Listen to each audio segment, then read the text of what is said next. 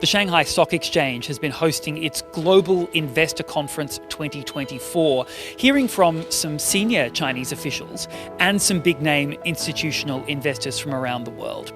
I've been lucky enough to host and moderate a panel discussion looking at China's economic situation and hearing from some eminent economists talking about the huge year that we've had in 2024 and what their predictions are for 2025.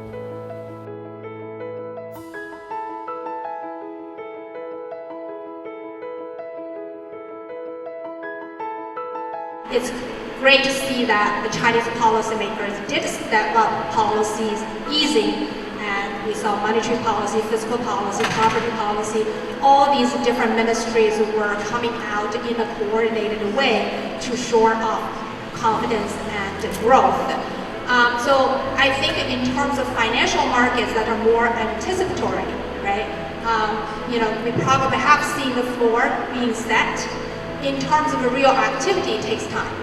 Is the data getting better? Do we see signs of improving? Is the improvement sustainable in property sector, in consumption? So I would answer your question, yes, we think the left tail risk is effectively cut off, especially in the equity market, but we are still waiting for policy implementation and actual data showing the impact of the policy easing. Given the ongoing adjustment of the property market and also the problems of local government debt, the Chinese economy faces new challenges.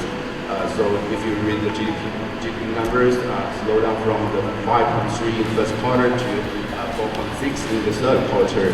Also, we can see some challenges on the employment and the inflation side. So the ongoing policy combination basically to stabilize employment and to reduce the potential risk of the so-called debt deflation loop. The recovery or improvement of economic data will be rather gradual. So we expect the Chinese economy will bottom and stabilize in the next 2 quarters and start to pick up in the third quarter of next year. So we still maintain our forecast of 5% of GDP this year, and we forecast next year the GDP growth will be in the range of between 4.5 to 5%.